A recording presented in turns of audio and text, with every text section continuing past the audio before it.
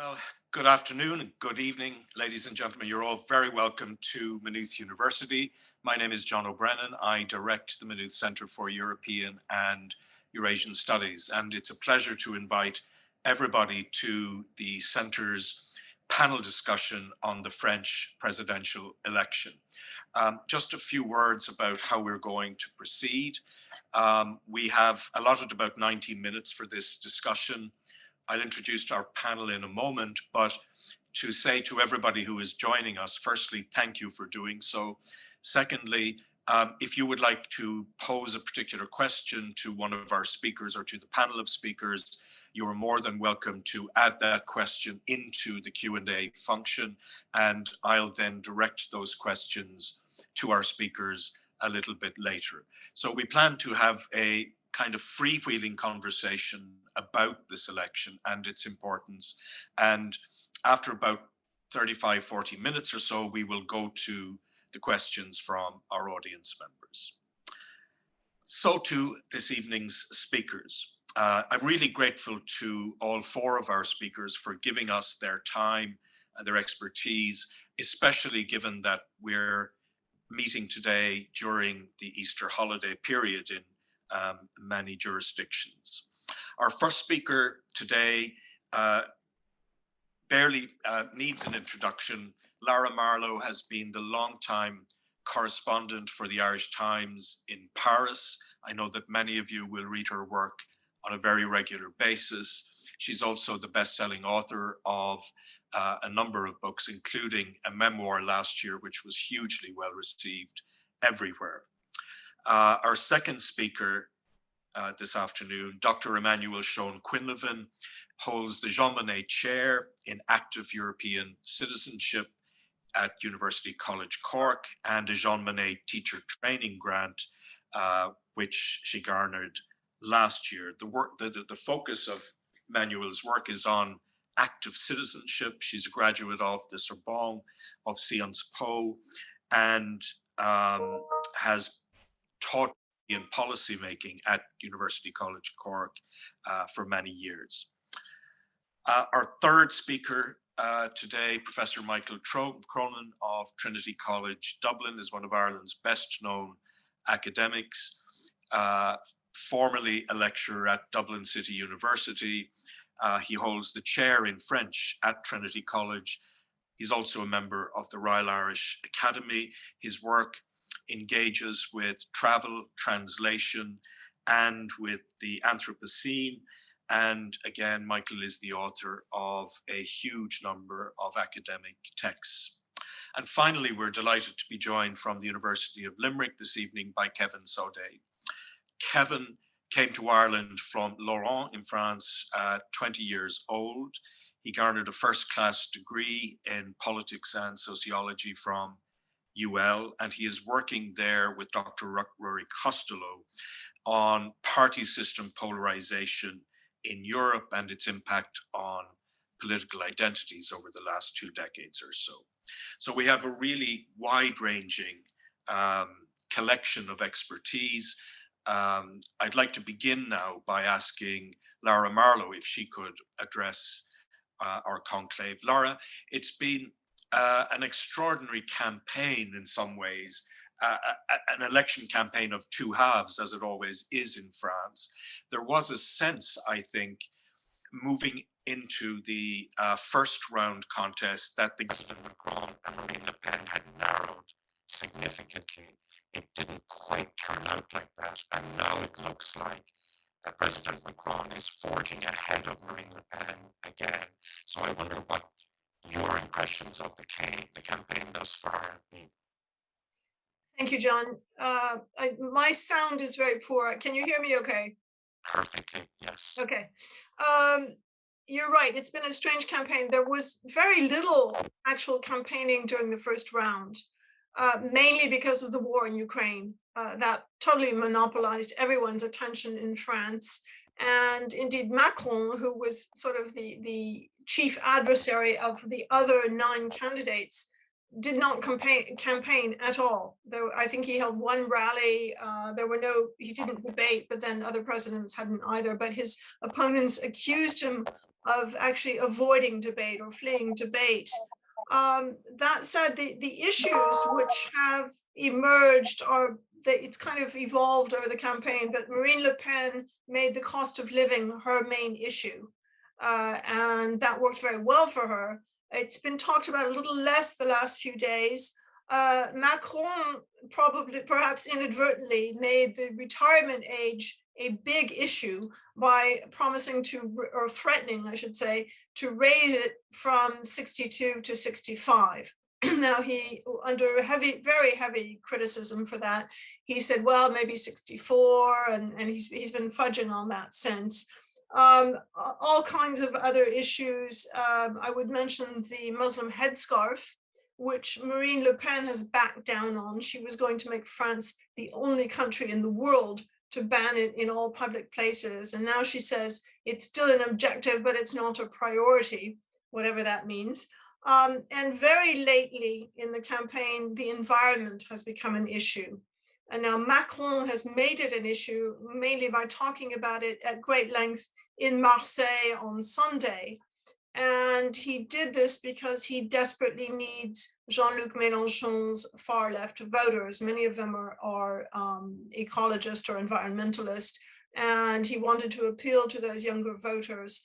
And he says now that he will double the speed at which France goes towards carbon neutrality, and he will make this a referendum on ecology. And another big issue, of course, is Le Pen's plan to hold a referendum on what she calls national priority and stopping immigration. And that's been debated a lot because constitutional experts say that her referendum is actually in itself unconstitutional.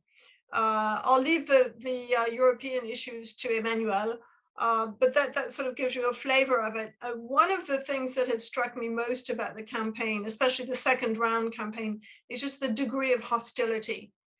People are voting against someone. They're voting against Macron or they're voting against Le Pen. And it's fairly rare to hear people say, I really, really love this candidate. I really believe in them. I want to vote for them. The other sort of salient feature of it, we saw a bit of this 5 years ago, but what became very clear after the first round is that the French body politic is now divided into 3 blocks: the far left, the far right, and the Macron-led center. And this is a new configuration because since 1958, basically you had Gaullist and socialist. And so you had left and right, and it was polarized that way, and it didn't really move, and they alternated in power. That seems to be finished. And finally, as you mentioned, John, the gap between Macron and Le Pen is widening. There's a poll today that shows that Macron will get 56%. So he's 12 points ahead of Le Pen. And I personally sort of alternate between sort of thinking, what if she wins? We had Trump and we had Brexit against the pollsters' predictions, and thinking maybe she'll lose even more badly than the polls are saying now. Maybe she'll only get 40%. Maybe she'll be in the 30s again. I think that her image as a sort of reassuring maternal figure in the up to the first round of the election has somehow evaporated. She seems to be coming across again as a dangerous person with no real experience in government. You hear a lot of people questioning her competence and what France would be like if Marine Le Pen won. So that pretty much sums up where we are till now.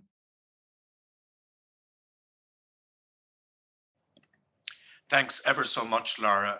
So much in there that is rich and interesting. I want to bring in Emmanuelle now, if I could, please. Emmanuelle, as somebody who knows France so well, but specializes in politics of the European Union, how important has Europe been in this campaign? Macron didn't campaign so much in the first round, but where he did, Europe was very prominent, the symbolism, the flag, and so forth.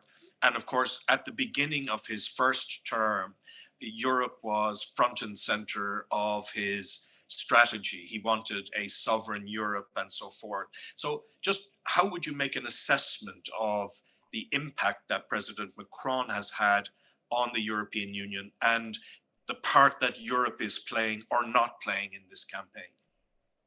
Yes, thank you very much. So just on the theme of Europe, I found it really interesting, the difference between 2017 and 2022. So in 2017, Europe was everywhere and was the line of fracture across parties and across candidates. And Macron very clearly and systematically brought Europe up, I remember as a French citizen, I was so proud actually to see him walk when he succeeded in the second round on the Ode to Joy and not La Marseillaise. I thought that was a very strong signal. But it had structured his campaign and everybody's campaign. And by the way, Marine Le Pen at the time had structured her program on leaving the Eurozone. Mélenchon had a very similar plan. There was a plan A and a plan B about leaving the European Union. So it was very prevalent and pushed to the fore. In 2022, we're in a different configuration. Marine Le Pen has rolled back. She knew it was a scary factor for her voters. So she hasn't campaigned on the European Union as such. Mélenchon hasn't either. Yet when you look at their manifestos in both cases, what they are suggesting in essence is a Frexit. I mean, there is no other way. One is talking about disobedience. The other one is talking about a restructuring around free nations, an alliance of free nations. It is effectively leaving and disobeying all the rules that structure the European Union, and in particular, for example, the primacy of European law over national law, which structures the whole system. And as for Macron, then, when you read his manifesto, in the 2017 manifesto, you had 43 references to Europe or European. In the current one, in the 2022 one, it's only 18. And it's interesting how his whole manifesto was restructured, and he seemed to have taken out a reference to a European pact. He's talking about 3 other pacts, but so he's not making it as obvious. And he's recentered a lot more about a France that is very protecting and etc. Nonetheless, his European credentials are intact. He wants, and as Lara indicated, he has gained some credit in his positioning on the war in Ukraine. France holds the presidency of the Council of the European Union, and he's used that to his advantage. Yes, there was a whole controversy over the flag floating under the Arc of Triumph at the start of the year, but he hasn't pushed it to the fore. Nonetheless, when you look at the second round, what struck me, and I just wanted to say that actually after the first round, is that 45% of people voted effectively for candidates that want to dismantle the European Union. And that I find quite striking. The other element that I find quite striking is that depending on the polling institute, you have between 52 and 65% of under 25s that voted for Mélenchon and Le Pen, and as well as voters from underprivileged socioeconomic backgrounds.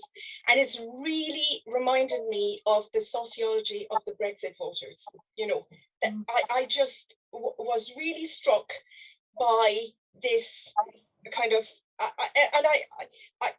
I'd like to see papers on this, but I'm really struck by this still rejection or reluctance towards the European Union, the happy globalization that Macron is promoting, and the real resistance to this that hasn't been as articulated in this campaign, but is still there. I don't know whether the electorate of Macron, of Mélenchon and Le Pen had read the manifestos in the detail and understood all the consequences. But nonetheless, that is worrying, and I'm sure you know, Lara and Michael and Kevin are going to talk about, you know, the young people and how some of them have behaved between the two rounds in La Sorbonne and Strasbourg and etc. So that, I think, has been from an EU point of view quite striking. And ultimately, I always finish on this when I talk about the candidates. We know we're in a semi-presidential system. That means that the legislative election will have a huge bearing on what type of policies we're going to have at a domestic level, but also to some extent how free the president will be. In 2017, Macron was a newcomer. He exploded the system and he had huge momentum. There was a real honeymoon period whereby, you know, what was said is that a goat with the label La République en Marche would have been elected at the legislative election. He won't have this momentum this time. And if it is Marine Le Pen, I can't see her getting a majority. She's got 10 MPs at the moment. Like, how could she get to a majority? So, so really, it is we're in a very uncertain time, and I think, yeah, a lot of unrest to come on the European front, as much as domestically. Thanks so much, Emmanuelle. So much in there that's interesting. I wonder, Michael, if I could bring you in now. A few people understand French culture like you do. And I just wonder about this question around disaffected voters. It does seem to be one of the really strong themes that is coming out of this, that a very large pool of voters, whether they vote for Mélenchon or Le Pen, will end up with a president that they really either dislike or hate, depending on where you stand on the spectrum. And I just wondered what your sense of that is, because for many people it's a paradox that France is one of the most developed countries in the world, a very high standard of living, and yet there seems to be these deep currents of disaffection out there in the electorate. I wonder what your impressions of this are. Yeah, thanks, Sean. The French philosopher Alain Badiou, a number of years ago, he was asked, why was he still a communist? And he said, well, the reason I'm a communist is the problem to which communism is the solution, is a problem that still remains. The Communist Party may decline, may lose its electoral basis, but the kind of socio-economic problems that communism set itself out to address still remain. And I think this is a problem that we're facing in France at present. And one, I think, is it's an immediate proximate one, and the other, I think, has got much longer history. I think the immediate proximate one is one which is not specific to France. I mean, it's right across Europe, which of course is a group of people who see themselves as the victims, the losers in a winner-takes-all system, in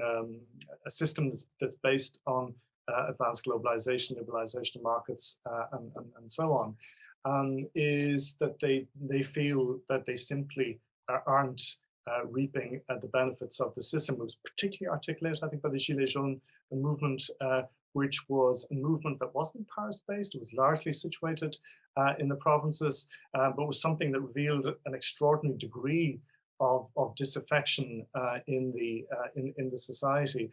And I think that sort of disaffection, that level of political disenfranchisement, economic disempowerment, that's felt vividly by very significant sections of the population, is still very much there. I mean, one figure that we haven't mentioned, and this is where I think there's a kind of fourth block in French society at present, is the abstention level coming in at about 25%, the highest in 20 years.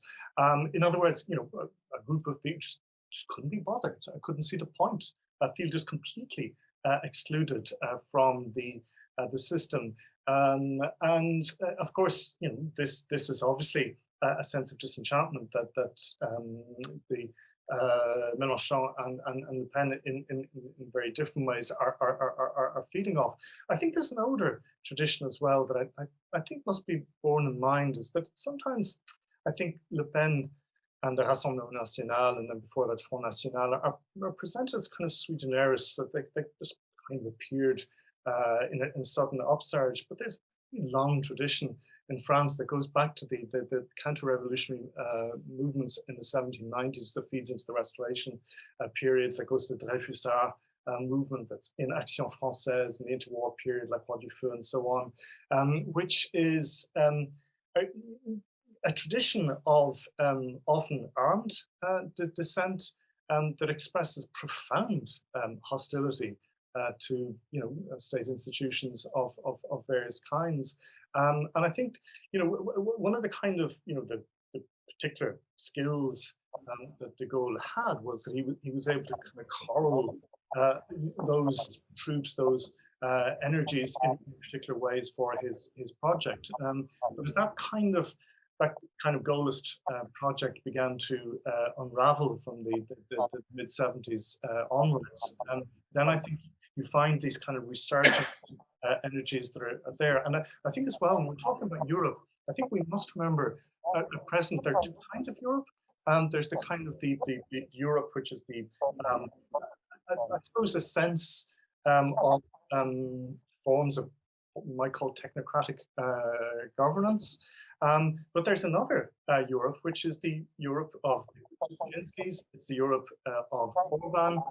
It's an alternative Europe that's coming into place, and it's very interesting the way in which Marine Le Pen has kind of showed herself, placed herself alongside people like Viktor Orban. Kind of, this is another kind of Europe. This is the Europe that we want. Not the Europe that you're offering to us, which appears elitist, technocratic, abstract, and remote. So, in other words, I suppose to sum up, I do think that what's happening in France is a set of very specific circumstances that are to do with factors that have emerged in recent times. But there are other factors that seem to me have a much longer tail, that go into French history and kind of that longer term. Thanks so much indeed, Michael. Kevin, I wonder if I could come to you now, and just to connect to what Michael says, one of the most important novels, which is really, I guess, a work of biography that I've read in recent years, is Edward Louis' The End of Eddie, which I think is just an extraordinary book. But it's really, in many ways, less about him, and it's about the left behind, the people who would eventually become part of the Gilets Jaunes movement. And I know that you know this world quite well. So I wonder, just from your contacts with extended family and with other people, what have they been saying in the course of the election campaign? Who have they been voting for? So I have to agree with like everything has been said so far, and perhaps I could give like a couple of lessons I think that we can learn from the first round, and maybe connect it to actually political affiliations, and then that I think answer your question there. So I think the first thing is that young voters are largely disaffiliated. They don't have. They haven't inherited the partisanship, that feeling of closeness with the party that their parents had, or grandparents now, and so they find themselves in a political arena that they don't know how to navigate. And so perhaps for that reason, I think most young voters at 18 to 24 just don't go and vote. They don't have any reason to vote. It's a little bit like political partisanship is a little bit like supporting your soccer team. If you're a fan of your soccer team, well, you're going to turn up to matches and you're actually going to support the team regardless of whether the team wins or loses. There's no such feeling in France, or to much lesser extent, and it's actually a long time trend. As Michael just said there, it started in the 1970s. And it culminates in the first round with the total disintegration of the mainstream left and right, who used to had a very strong base of partisans. And so, because they don't vote with the heart, the first round has shown that people actually have voted tactically. So we used to say you vote with your heart in the first round, and then you vote with your head in the second, and you just have to decide between who you don't want, perhaps. And actually, I think in the first round, people decided who they don't want from the first round already. And I find that quite interesting. And so where was I? Yes. In 2017, there was a wave of dégagisme, and that actually is quite the opposite. Actually, in the second this time around in 2022, where you have the three top candidates are actually three very experienced politicians who have been in the game for aggregated decades, right? So I find that particularly interesting. Maybe we can talk about this later on. So to answer your question, what do people vote for? I think, as Lara has said there, people at the moment for the second round actually have to decide who they hate the least. And I think it bodes very badly actually for what's to come from Macron, because even though he's re-elected, and I think he will be, he just won't benefit from this kind of mandate. There's no mandate. And as a matter of fact, I think the fact that he didn't enter the competition, the electoral arena, sorry, the campaign early enough, we actually don't really know what he stands for. We don't really know what his program is. We don't really know what he wants to do. So so I think trouble is just round the corner for whoever wins, because there's no mandate, there's no legitimacy for action when they're in power. And so the short answer to your question is nobody knows who to vote for. I think there's no oomph there. There's no positive, embrace of either or candidates, really, even amongst my family. But I have to say that there is that very particular divide that we felt for Brexit that actually happens in my own family, between the haves and have-nots, between those who are more outward looking, who embrace differences, who embrace grey areas, and those for whom it has to be either black or white. It's in or out. It's so and more kind of inward looking. And I think that's very much we see this expression there in the first round. Macron, who appeals to upward-looking voters, and Le Pen and Mélenchon, who appeals to those who want to kind of retract it within. So yeah, that's my answer for now. Thanks so much, Kevin. I want to come back to Thanks Lara, to you, if I John. could. Thanks. I want to just come back to Lara, if I could. And it's about where Mélenchon's votes in particular might go. I think everybody understands what happened in 2002, where many people on the left especially went into the polling box holding their noses and voted for Chirac. There seems to be a significantly smaller cohort of people that may be prepared to do that on this occasion to save the Republic, or whatever the impulse might be. So I just wondered if you could talk through the risks attached to a smaller turnout, the risks that we end up with a Trump-style vote, and that the opinion polls may have got it entirely wrong, actually. I thought it was very interesting that both Kevin and Emmanuel talked about Mélenchon as if he were still in the race. They talked about Mélenchon's campaign and so on. And in a sense, in a very real sense, he is still in the race, because both Macron and Le Pen need his voters if they're going to win. There was, you probably know that La France Insoumise, his party, held I think they called it a consultation over the weekend, an online consultation. And it was, if I'm not mistaken, 310,000 people responded or had the right to respond. And the results of that were announced just today. It showed 37.65% said they would cast blank ballots, okay? And 33.4% said they would vote for Macron. 29% said they would abstain. Now that poll does not tell us because Mélenchon forbade his voters from voting for Le Pen. I'm sure some of them will vote for Le Pen. And I've heard estimates that a quarter of them would vote for Le Pen. Now, Brice Teinturier, who's a leading political scientist, the head of the Ipsos Polling Institute, was on the radio this morning. He said that for Le Pen to win, three things would have to happen. Those who abstained in the first round, I think it was about a quarter of the voters, would have to vote for her in greater numbers than they vote for Macron.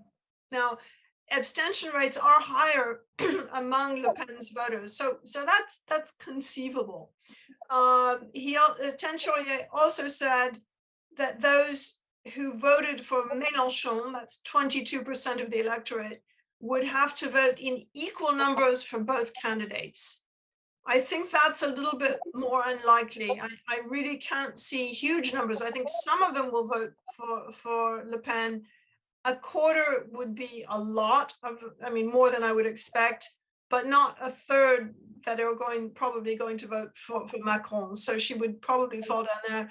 And finally, Teinturier said that Le Pen would have to keep a higher proportion of her first round voters than Macron. And again, I think that's unlikely because Macron's voters, all the studies show, go out, they go to the polls. They're older, they're more affluent, they're urban dwellers, and they go to the polls. Whereas Le Pen's tend to live out, in the country, further from a polling station. Actually, one of the most interesting things I heard during this campaign, and it comes from Jérôme Fourquet, who's another leading political scientist, is that the further you live from a railway station, the more likely you are to vote for Marine Le Pen. And for me, that really sums up that whole issue of rural France versus urban France. And if you go out to the country, and I do, sometimes I have friends who live in Eastern France, the villages are just deserted. That you've got dozens of empty houses, and some of them now they're putting Ukrainian refugees in. But the village where I stay near Chaumont in the Haute-Marne, there's no more post office, there's no cafe, there's no grocery store, there's no school, there's no pharmacy. And they did have all those things. And so you can understand to a certain extent why these people feel so lost. I wanted to come back, if you don't mind, John, to a few points that I should have raised earlier or respond to other speakers. I forgot to mention the debate tomorrow night, which is going to be the most exciting thing about the campaign. It's going to last for 2.5 hours. I fear probably 3. It starts at 9 p.m. And everyone is just, well, everyone, at least anyone who's interested in politics, is just waiting on sur des charbons ardents, on tenterhooks for this debate. The real question is, can Marine Le Pen improve on her performance 5 years ago? And if you saw the May 3rd, 2017 debate, she was dreadful. She was obviously very nervous. She told me that she had an ophthalmic migraine, or whatever that is, but apparently it's a really splitting, horrific headache.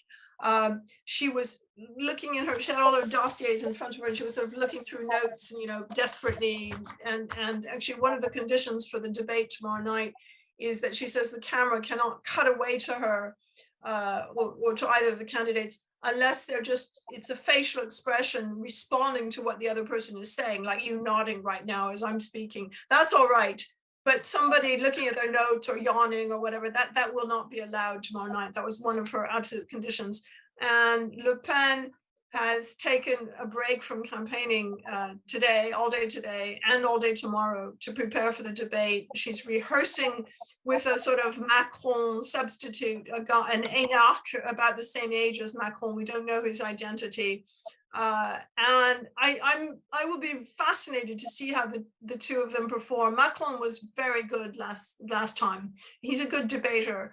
And I think it suits his intellectual sort of cold personality, whereas Le Pen excels at the sort of, you know, warm and fuzzy kind of feeling thing with her voters. Like on the campaign trail, I've seen her kissing people on both cheeks. You can't imagine Macron doing that. And that doesn't get you anywhere in a debate. So watch the debate tomorrow night. That's very important.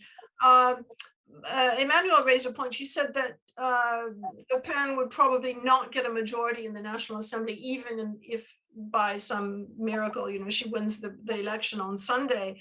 And she knows this, and she has said that she would form a government of national unity, which sounds great, of course. Sounds like the First World War, l'Union Sacrée, and so on. But the fact is, I don't know if she could even do that, because although she will get some people from Les Républicains, from the mainstream Conservative Party, I don't know, although people are always very, very tempted by a minister's job, I just don't see people staking their whole future on a Marine Le Pen administration, which is bound to have enormous problems and you know, infraction suits against it in Brussels and so on and so forth. And the national, it was Michael Cronin who addressed the whole question of why the French are so disaffected as voters. And at the risk of being simplistic and sounding like I'm stereotyping them, I mean, I love the French. I'm actually French myself now. I'm a naturalized citizen, but they are always dissatisfied. You know, one thing you hear over and over and over again is "il est râleur comme un Français." You know, he grumbles, he gripes, he complains like a Frenchman, and it's even almost considered a quality in France. I mean, one of my favorite quotes from Albert Camus is "J'aime tout ce qui se révolte chez l'homme." You know, I love everything in a man that leads him to rebel. You know, so rebellion and revolt and dissatisfaction are considered values. These are qualities in France, and I don't think other countries have that attitude. So of course, the result of all this sort of surly individualism is that people are never satisfied. And actually, it was the first time I ever met Macron was, I think it was 2013. He was still an advisor to Macron at the Élysée, and I'm a member of the Presidential Press Association. We had a lunch with him, and he said the French elect a monarch and then they want to chop off his head. And I've thought of that many, many times. I've quoted it several times in the newspaper, but that's exactly what happened. And they loved him in 2017. He was really the blue-eyed boy. He was fantastic. He was energetic. He was young and handsome and intelligent and so on. And 5 years later, they want to decapitate him. In fact, during the Gilets jaunes revolt, you had him hanged in effigy, you know. So it's kind of sad in a way that so much hope and affection and enthusiasm for a leader, you know, goes pear-shaped so quickly. And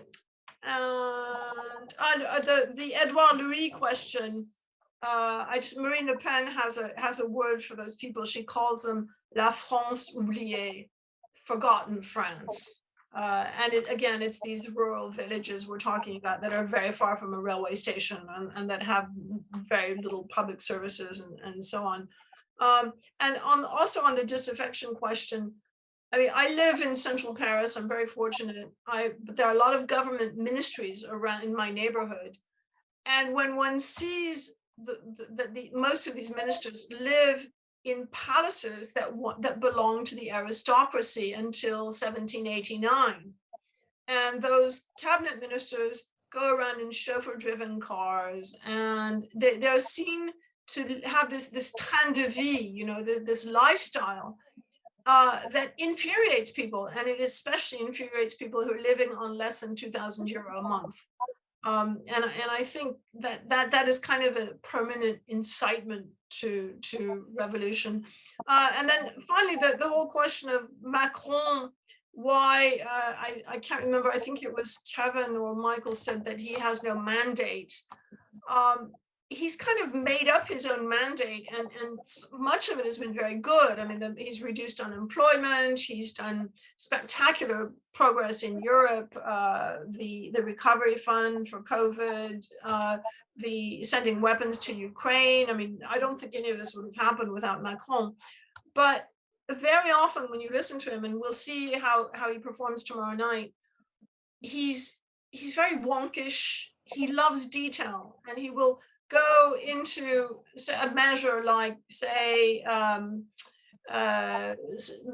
reducing the size of primary school classes, for example, just one of his measures, which is a very good measure. But he will talk about it for half an hour, and he will give you facts and figures and so on and so forth. And what seems to be missing very often, at least for me, is the overall vision, the vision thing. I think that was it Bill Clinton, somebody in US politics used to talk about it. George W.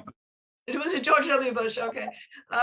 He doesn't, and I think he has it because he's very intellectual. He did a brilliant interview with Le Point, and the first sort of 4 pages of it about Russia and Ukraine, I thought were as good, as profound as anything I've heard on the topic. But he has great difficulty in conveying that to people. And I think if you can't convey a vision that unites people somehow, you end up with them hating you and saying that they think that he's contemptuous of them, and perhaps in a certain way he is. So I think I've wandered quite away from what you asked me about, was abstention, but although it's all related to abstention, of course. Yeah, I should have said George H.W. Bush. He was the guy with the vision thing, not Junior. Yeah. Thanks so much, Lara.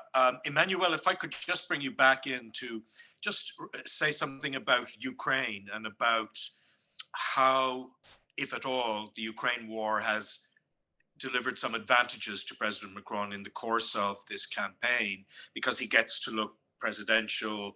He looks like the leader that Europe needs, in a way, given the way that Germany has completely absented itself from a leadership role here. I just wonder what we might expect from the debate tomorrow evening on Ukraine, and in particular, is Macron going to be really combative and come out of the traps against Le Pen, pointing to that huge loan that her party took from Putin, the closeness to Putin, especially during the last campaign, much less so now. How do you expect the Ukraine war to feature? Well, I think following from what Lara said, Marine Le Pen cannot perform any worse than what she did 5 years ago. I think Macron has got to walk this very tight line of presenting himself as extremely presidential and competent, which he is anyway, but not overconfident and not contemptuous, actually, as Lara mentioned, and I would expect, the last time, for anyone who just looked at the images, you had Macron with 0 notes in front of him, and you had Marine Le Pen with full color-coded dossiers and etc. And Macron quoting facts and figures and etc. and constantly kind of pushing back Le Pen on, as Lara says, details, but at the same time, to me, it appeared as competent. And I thought he was just on the right tone in terms of not appearing as too superior. That's what he has to do tomorrow night. I think he will be quite combative on the Russian alliance that Marine Le Pen has pushed. As you know, and Lara mentioned it before, Marine Le Pen had a picture of herself shaking hands with Putin that she quickly tore up and reprinted a whole set of leaflets. So he's going to push her on that. There are several, voters who, as you say, are going to go and vote for Macron, pinching their nose, but are thinking, we hate Macron, but we are scared of what's happening in Ukraine and the war, and he has handled the situation quite well so far. The French are actually quite supportive of Macron keeping the discussion with Putin. You know, I know it's quite controversial, and I think Joe Biden might not be on the same line, but that is something that the French are actually quite putting to his credit. And obviously, I mean, for Macron, it's the ideal opportunity to kind of show that Marine Le Pen is allied with, you know, authoritarian leaders who can completely put Europe in disorder and even bring the war further than Ukraine and what happens, you know, next. Michael was talking about another offer of Europe with Orban and the Polish Prime Minister. Now with Ukraine, the Polish Prime Minister has kind of pulled out from that new alliance. But this is something that largely the French are a little bit skeptical about, I think. Now, what I expect Marine Le Pen to say is that Russia is here. It's a bit like Brexit. UK isn't leaving geographically Europe. Russia is geographically here. And what I'm arguing is not that I want to be an ally of Putin. I want to be an ally of Russia. And she'll kind of argue post-Putin. But then the issue of the loan is going to be like a sticky chewing gum to her shoe, you know. So this is going to be problematic. But Macron so far, you know, in a post-Merkel era, he's situated himself as the new leader of the European Union. As Lara said, the Next Generation EU package wouldn't have happened without Merkel, but also Macron. You know, everything he outlined in his La Sorbonne speech from 2017, he's still on that line. The reform of the Economic Monetary Union, that's what he's pushing for. Now, one thing though, the Green Deal, the European Green Deal, and everything that is linked to, environmental issues. Right now, he's campaigning very strongly on them because the Mélenchon voters were attracted by this, and the young voters in general. And he's got a dreadful record on this. Like, he's had 4 ministers for the environment over 5 years. He did a citizens' assembly, or the equivalent of a citizens' assembly on environmental issues, first promising that he would take in all measures that they recommended, then saying that all but 3 opt-outs, whatever. And then what's the result? Nothing. So that is probably something quite problematic. But just on Ukraine for tomorrow, I think he has a boulevard ahead of him. He just needs to be quite combative, but not contemptuous. At the end of the day, he doesn't need to talk to her electorate on this, because I think her electorate doesn't give a damn whether she has a loan from Hungary or Russia or whatever. But he needs to address the Mélenchon voters and those who have abstained, and try to convince them that if she becomes president, it's disorder within the European Union, straight away. Thanks very much indeed, Emmanuelle. Just a reminder to the colleagues joining us from elsewhere that if you would like to put a question to one of our speakers or to the panel, you just have to type it into the Q&A section. And there are a few interesting questions in there already that I will come back to. Michael, I just want to come to you to take up that point that Lara made. You talked about identity politics in Europe.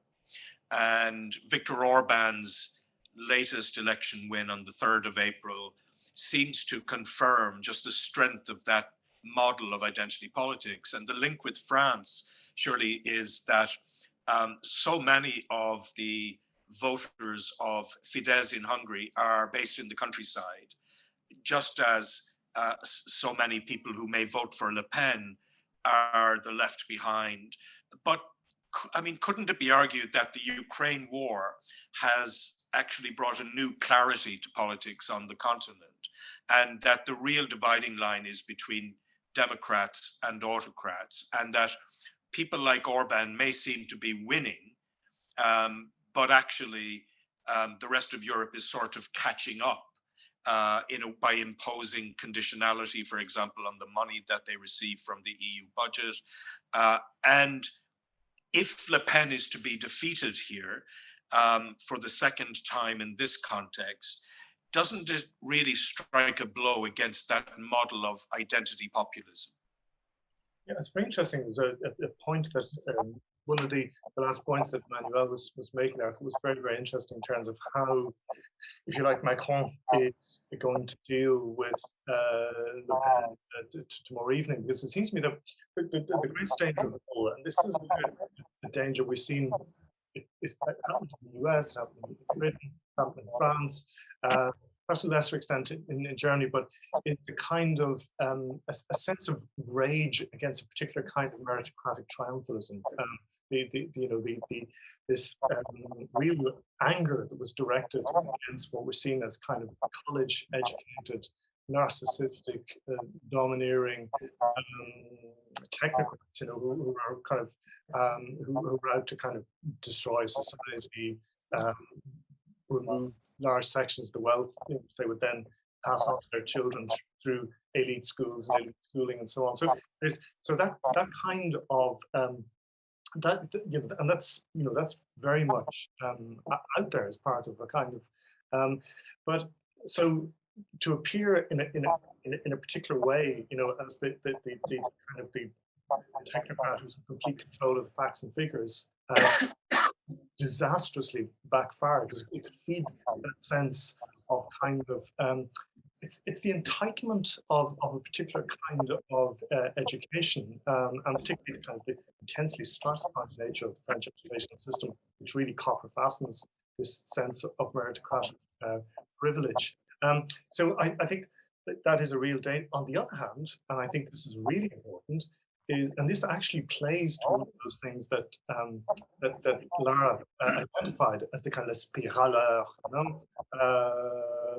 which is the anti-authoritarian thing. I think one of the things that Macron can say is, and I think particularly addressing the kind of Mélenchon voters is, you're rebels, you dislike despotic authority. Now I'll show you what despotic authority looks like, and this is why we must, we must fight it and we must resist it in whatever way we can. The kind of the strongman politics of the European far right. So I think to kind of articulate that vision, that what Europe is about is not the kind of formulaic abstractions of technocrats, but a real commitment to defend constitutional freedoms. And the thing that's absolutely crucial here, I think, is we've seen this in Hungary, we've seen it in Poland, we've seen what Marine Le Pen wants to do with Article 11, excuse me, of the French Constitution. This, introducing a constitution change through referenda, which then won't be subject to Conseil Constitutionnel, which would be like Council of State. It would be powerless to intervene. But that European commitment to the separation of powers is absolutely fundamental to survival of freedoms and democracy. And I think and for me, I suppose I say this, my own disciplinary background is really all about translation. It's how you translate that kind of perception into something that's intelligible to voters who are either in the abstentionist bloc or who are in the Mélenchon camp. And indeed, I think some of Le Pen's voters who may not have fully worked out the implications of what a kind of strong man politics looks like until they see cruise missiles landing in Kiev or elsewhere. Thanks very much indeed, Michael. I'm going to go to the first question now that's come in from our audience, and it is from Dr. Aidan Kenny. And Kevin, perhaps I'll put this one to you. Aidan asks, will the risk of a French exit from the European Union increase with a Le Pen victory? I mean, Le Pen has to some extent softened her position on Europe over the years. What are the kind of risks that are associated with a Le Pen win for France's position in the EU?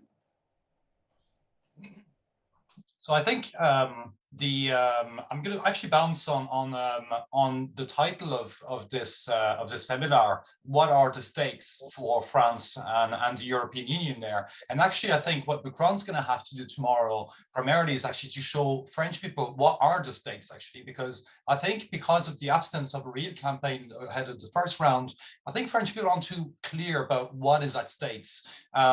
Whereas you had very two distinct way of life, almost two distinct lifestyle presented to them in 2017. This time, because, as Emmanuel said, Macron hasn't really used the European Union as a way to project a specific place of France in the world. I think this time he's going to have to make that point again, that France is better off by being in the European Union than being out.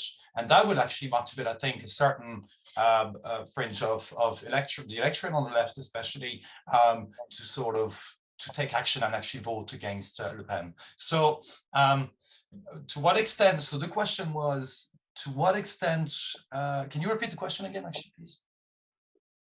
The risks of a French exit from the EU, how much do they increase with the Le Pen victory? I actually, I'm speaking there, Emmanuel might be more of an expert there on that issue. I actually don't think that there would be a formal exit with the Le Pen victory.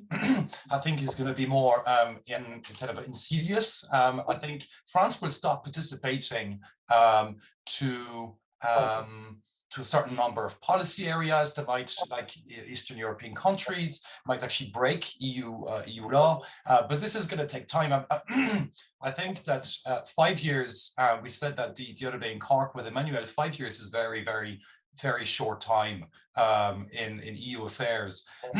So I do not think that a Le Pen victory would actually increase the risk of a Frexit. Sure. Thanks so much. We have another question from Alan Jukes. Good evening, Alan, and welcome.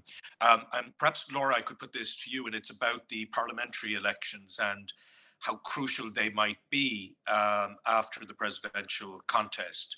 Alan asks, is it likely that the breakdown of votes between the right, the left, and the Macron centrist camp will hold for the legislative elections? Are we likely to see a similar pattern to what we will see next Sunday?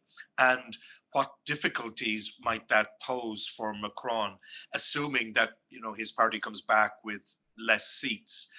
How difficult does it make it to govern into the future? Experience in the past has always been that the president usually, when the legislative election follows shortly after the presidential election, voters are consistent and they will vote for the president's party and they give the president a majority, which was why Jacques Chirac changed the system from the 7-year term to the 5-year term, because in that case you had sort of midterm elections and you ended up with a cohabitation because the voters weren't being consistent anymore. Assuming that voters behave the same way they have done in the past, if they re-elect Macron, they will give him a majority. And if they don't give him a majority, he could govern in coalition with Les Républicains. I mean, half of his government is from Les Républicains already. Bruno Le Maire, the finance minister, Darmanin, the interior minister, and so on. So I'm not terribly worried about it. I think what is interesting in terms of the legislature is further down the line. Marine Le Pen says if she wins, she will do proportional representation, which would give the extremes far more representation than it already has in the National Assembly. I'm not sure about the Senate, but certainly in the National Assembly. And also Macron now says he is for proportional representation, although it's not clear if he would do it. I think he would do a mix of first past the post and proportional representation. But François Mitterrand did this, he thought, to weaken actually the Gaullist. And he had PR for a few years, and the National Front, as it was then, got 35 seats in the National Assembly, which was really a shock when this happened to people. And so, you know, it's a dangerous thing, and yet it would be more democratic, and perhaps it would diffuse some of the tension and resentment that exist in the French electorate. I wanted to go back, if we could, just for a moment, to the risk of Frexit. I'm not sure I agree with Kevin, because it's true that Marine Le Pen says she doesn't want to pull France out of the EU, and that, I suppose you could say, that's progress.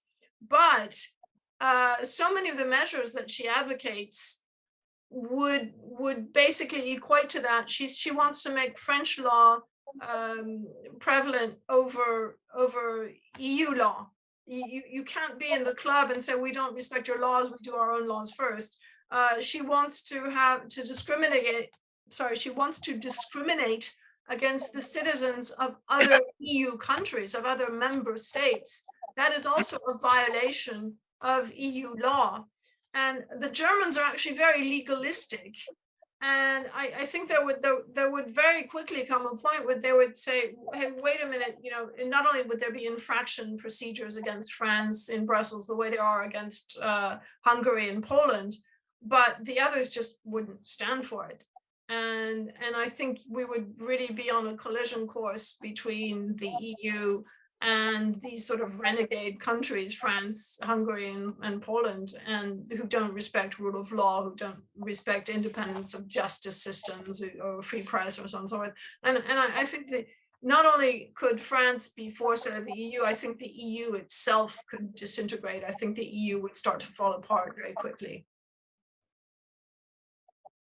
Yeah, we should mention the challenge presented by the most senior Polish courts to the authority of the Court of Justice recently. It was shocking to many, I think, and it really does represent an existential crisis, potentially, depending on how it's handled. I know Emmanuel wanted to come back in, I think, on the issue of the legislative elections. Yeah, well, just on what Lara said there, I agree with both, actually, Lara and Kevin, in the sense that I agree with what Lara is saying. At the same time, what Kevin said, like 5 years is very short. How long have Hungary and Poland been breaching any EU values and laws and etc.?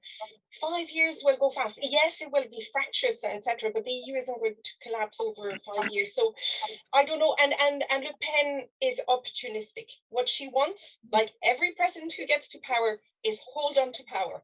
So if she feels that her electorate doesn't support her, and on top of that, if she doesn't have a majority, which she won't, or any type of coherent government, you know, or a majority in the National Assembly, then all this is I mean, it could be tense, but you know, not leading to a Brexit.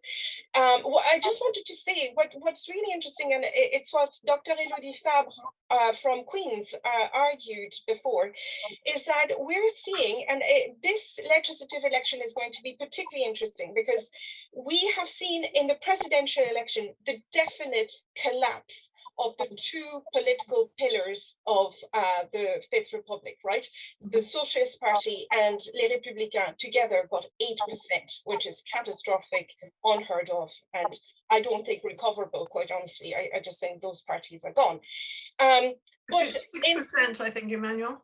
Sorry? I think it was less than 8%. It was. Yes.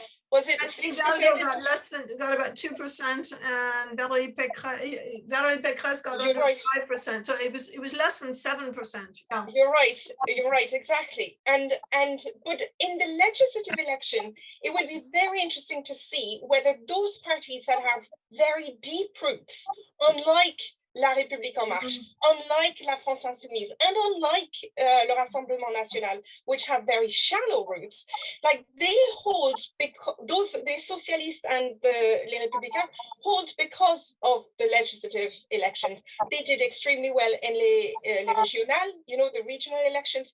So it would be interesting whether there is a dichotomy, a real disjointment between the legislative elections and the presidential elections, or whether we will see, maybe more slowly, but the mirroring of the collapse in the presidential election of the two main parties at the legislative level. I just wanted to highlight this because it wasn't prevalent last time because, you know, Fillon, despite all the scandals, he scored quite well at 20%. And then, you know, in the legislative elections, the Republican did quite well as well.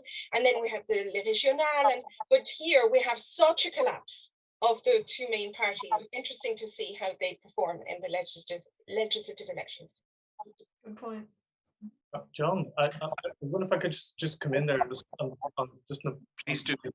On this particular kind of debate. I think one particular constituency that we haven't mentioned are the media. I mean, one of the things that, for example, that Marine Le Pen wants to get rid of the TV license. I think that's a pretty innocuous measure, but behind it is that they've quite an obsession with France Inter, the big French public radio, which kind of enemy number one for the National Front. But they certainly, there is this kind of notion that there's a whole media setup there that is against them, and they are, you know, quite, if you like, inspired by what's happened in Hungary and Poland. And I think one of the things that one has got to reflect on is the medium to long-term consequences of the destruction of media diversity and the media landscape in those countries. I mean, if Orban's getting 70% of the vote, if Kaczynski's party has become so entrenched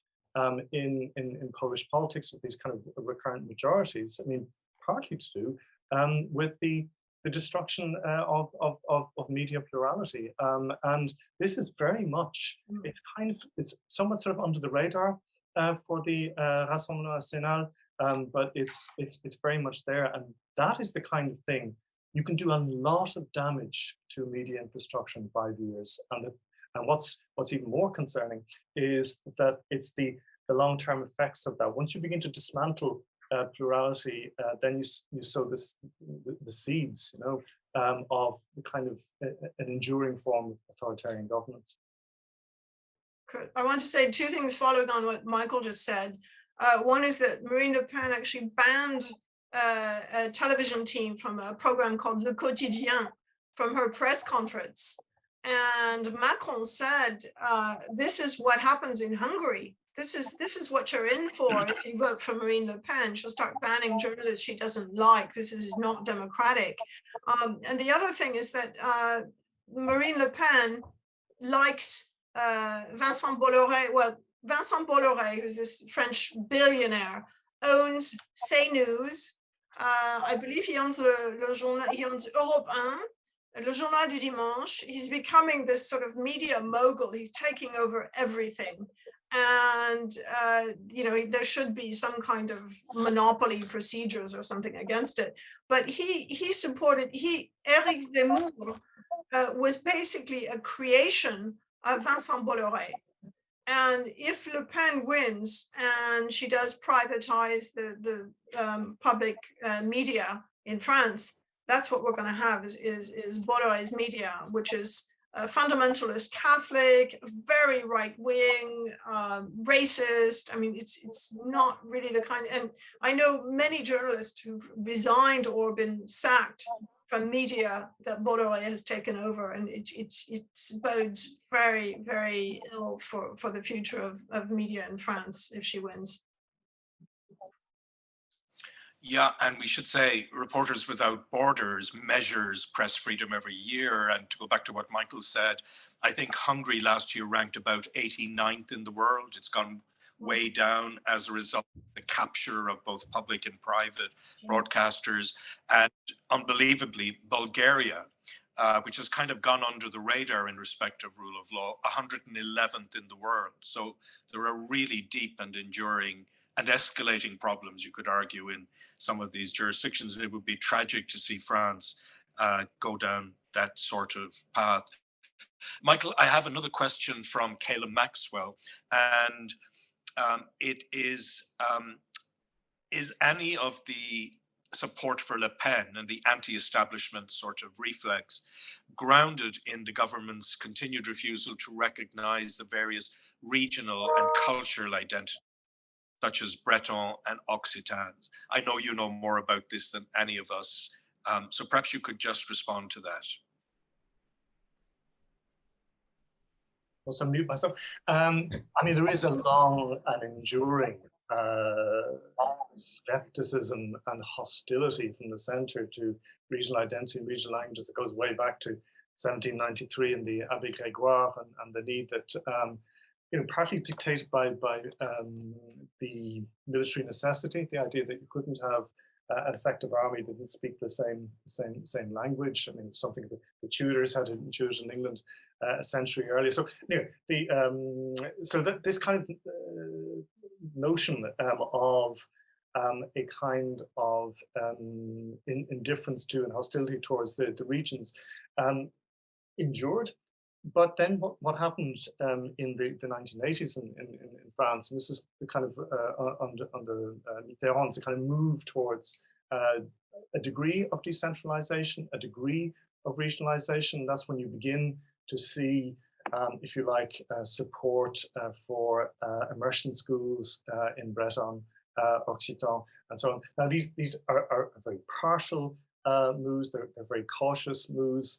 And one thing that's very interesting in France is that one thing that the kind of the far left and the far right agree on wholeheartedly is the suppression of regional identities and regional languages. Now this is partly, again, to do with historical reasons for the left, which is to do with the fact that a number of regional autonomous movements sided with the Nazis in the Second World War because the Flemish, the Bretons, and so were promised autonomy if they fought alongside the Germans. So that then left this kind of bitter legacy with respect to regional identities of any kind. This changes in the 1970s when the kind of general sort of left of the Socialist Party protest movement, the anti-nuclear movement, the ecology movement, the feminist movement was also aligned itself with what we're seeing as progressive forms of regional identity.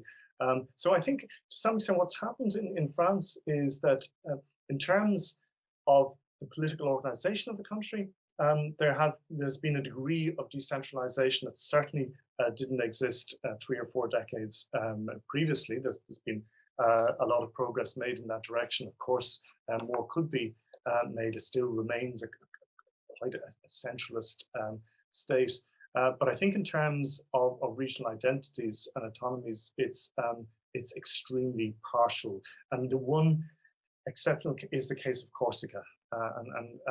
Corsica is you know, where there's a very specific set of circumstances obtained. But it is interesting, for example, recently that the Macron government is talking about granting a much greater degree of autonomy to Corsica, and including the instruction of its language. In the case of Le Pen, for example, one of the things that she wants to do is not only sort of put an end to the teaching of regional languages, but also heritage languages. So teaching of Arabic would be banned in French schools, and you know this. So, but that's continuing on in a particular tradition specific to that party. The only evidence I've seen of sort of collusion between the extreme right and regional separatist or linguistic separatist is in Nice. And actually, I know this thanks to the late wonderful poet John Montague, who lived in Nice and died in Nice. And he told me about this, and I went out to dinner with him and his wife, and there were these, I don't know what you call them. They talk about, I think it's Nisabella. They have this sort of dialect, which is kind of it sounds like a mixture of French and Italian, and they speak that. And many of them are extreme far right-wing militants and activists. And Nice is, of course, a place where the Rassemblement National and before them, the Front National, Jean-Marie Le Pen, has always been very, very strong. And that's the only, I don't see any connection with Breton or Occitan or any other linguistic activists, but I think Nice is an exception in that way. But I'm not far from an expert, and Michael would know better than me. Thanks very much indeed, Michael and Laura. A question from Dr. Pirish McAinry from UCC, which is about the Franco-German relationship. Pirish argues that France was more or less the junior partner for long periods of time. Now Germany is perceived to have made major errors of policy on Russia, and Macron, despite those 17 or 18 phone calls to Putin, is seen as being, in a sense, more sound on Russia and Ukraine. And so Pirish's question is, isn't this an opportunity for France to reassert its leadership and authority within the EU? But I would add to that my own question about this, because in recent years, President Macron has been the #1 opponent of further expansion of the European Union. In 2018-19, he actively opposed the opening of negotiations with some of the countries in the Western Balkans. And the process, in a way, has never recovered, even though France's policy has changed to some extent. And now we have the prospect of Ukraine becoming a candidate for membership. And I just wonder, and anybody is free to jump in, what the indications are. Is President Macron going to be supportive of Ukrainian membership, keeping in mind that the negotiations will go on for a long time, probably 10 years at least? But has there been a change in Macron's position in respect of expanding the EU? Can I leave that to anybody? Yeah. Can I just start just on the simple first part, asked by Fierce? Yeah, no, absolutely. It's a golden opportunity for Macron. He is absolutely delighted. That's exactly what he wants his 5 years. You know, Lara said, and Kevin highlighted as well, and they're right. And Macron hasn't campaigned campaigned very little. He hasn't offered a vision of what the next 5 years are going to be like.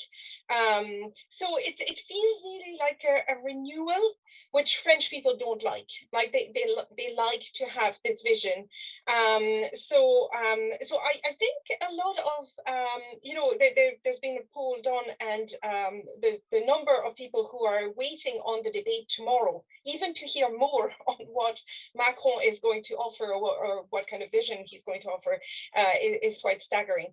But yes, like France has always been seen as, you know, second in command compared with Germany. Merkel has retired. Scholz is well, his position on Ukraine has allowed France to appear a little bit more as a leader, and Macron is very happy to take the lead on this. He wants to push the European defense aspect within NATO this time, rather than a separate pillar, you know, a separate kind of entity. He's happy to have a European pillar within NATO. So that is something, again, so all of those were mentioned in the 2017 Sorbonne speech, so nothing new. And he wants to push for the mechanism that was negotiated with the Next Generation EU, with communalization of debt and etc. He wants that mechanism to expand to other areas to further integration. What Macron wants is what I was told when I was studying the EU: do you want deepening or enlarging? And what he's focusing on is deepening. He's still very reticent to enlarging. He knows that the French electorate isn't in favor of enlarging. So I'm going to let the others jump in on what they think Macron is what his position is going to be now that we've had, you know, this war that I think nobody anticipated was going to happen. It was my first time seeing French newspapers saying the Americans were right.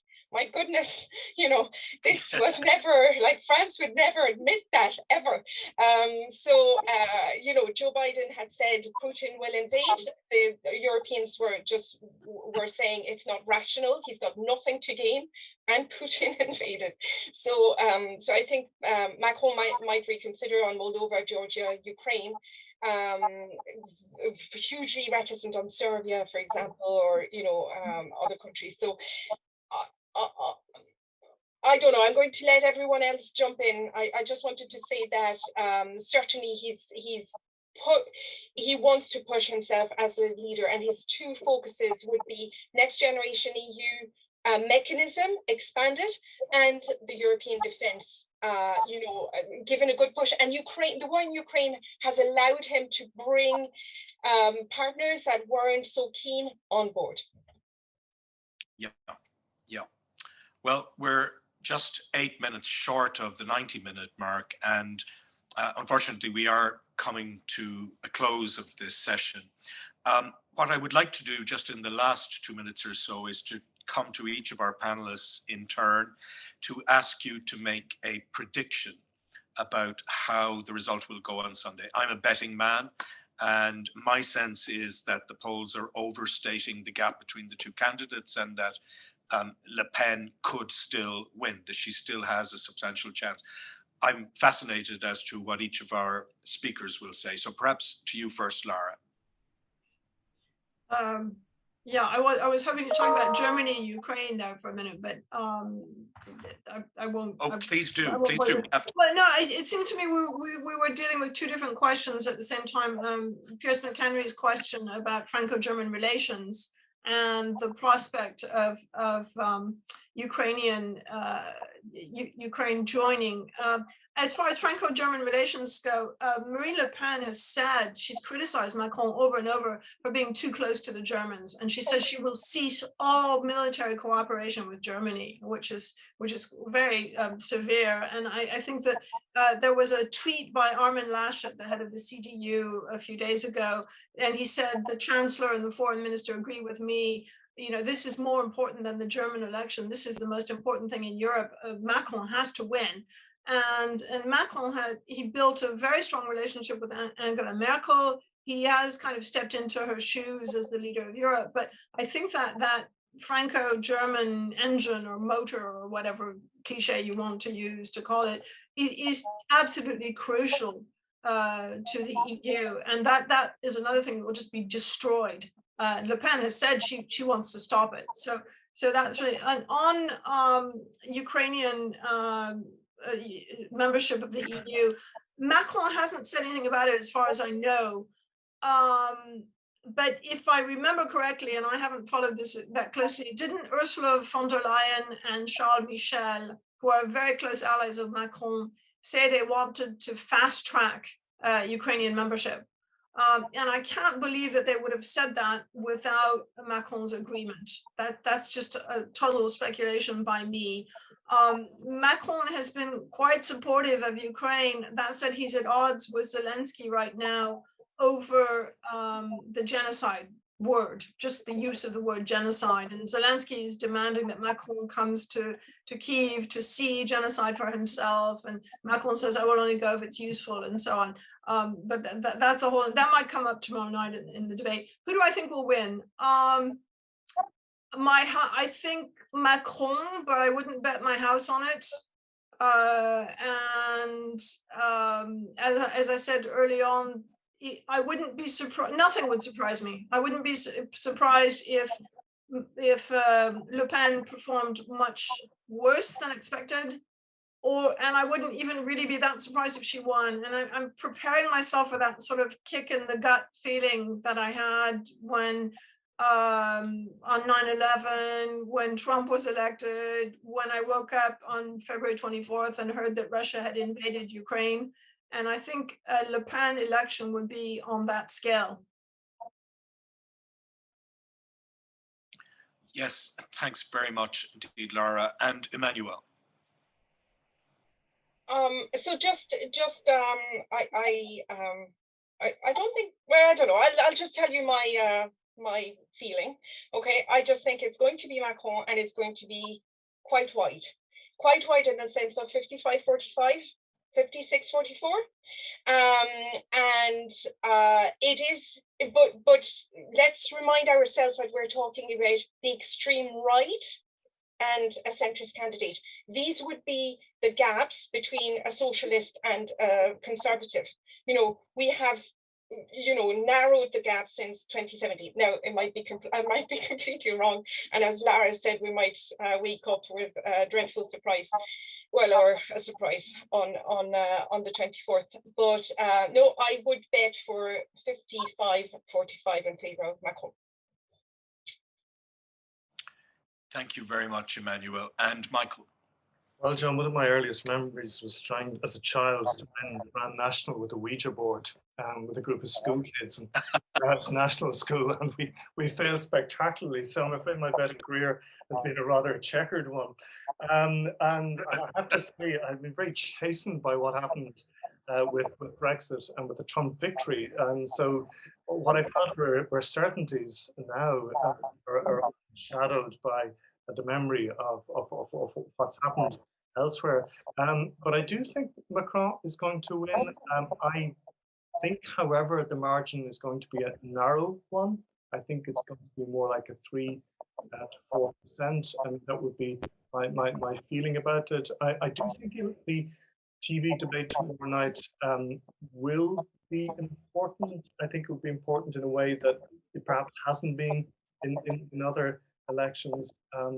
But I still feel that that the implications of the Le Pen victory are so catastrophic, both for France and for Europe, that that a kind of a strategic reason will prevail. Yeah. And Michael and Kevin, excuse me. Okay, so over like the latest poll there just shows that over 40% of abstentionists are still undecided, that they're not sure of their choice. Those who say they will vote for Le Pen and Macron are for 97% of them sure of their choice. So I think against this backdrop, tomorrow's debate is going to be more important than other debates because Macron's going to have to give Mélenchonists especially, but those abstentionists, a reason to vote against Le Pen. So I think by just raising the stakes. So depending on how poorly Le Pen will perform tomorrow, she can't be worse than, I agree with Emmanuel, she can't be worse than 5 years ago. I actually think the gap is actually going to be quite large in the end. I think it's actually going to be more like 57, maybe 57, 59 in that bracket. But what scares me though, John, is that I know you've been a very successful betting guy. Actually, you correctly predicted Brexit, you correctly predicted Trump, and the fact that you think Le Pen might actually win scares me to the high extent. So I'll say against that in 2019. In December 2019, I was in Trieste and I had done a sort of mini lecture tour, and oh, we can't hear you there, John. You've been muted somehow. Sorry, I was saying that in 2019, I was in Trieste in Italy just before the British general election, big audience there.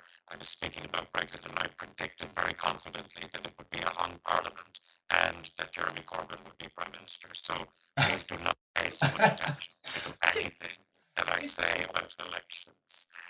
We have unfortunately come to the end of what's been a really rich and fascinating conversation, and I'm really indebted to each of our speakers, to Kevin, Michael, Emmanuel, and to Laura for sharing their deep knowledge of France and of Europe, and for emphasizing for us just how much is at stake in the election on Sunday, and although it's sometimes neglected, the legislative elections that follow. So can I thank each of our speakers again? I also want to thank Anne Hamilton-Black, our wonderful colleague at the Maynooth University Institute for the Social Sciences, for helping us put this event together at relatively short notice. Thank you also to everybody who tuned in this afternoon. Thanks for joining us, and we'll see you again. Thank you very much. Thanks for having us. Thank you. Thank you. Thank you. Bye-bye. Au revoir.